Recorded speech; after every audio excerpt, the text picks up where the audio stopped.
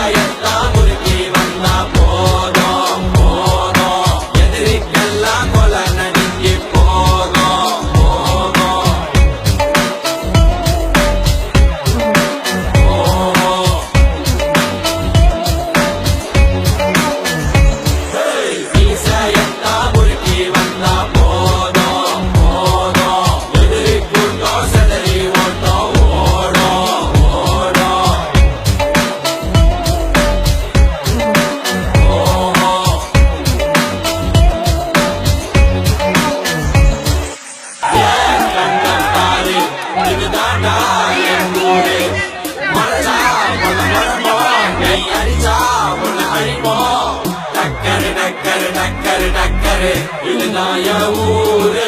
டக்கரு டக்கரு டக்கரு டக்கரு நீ மோதி பாரு. மாட்ட பெத்த புள்ளைய நினைக்கிறோம்.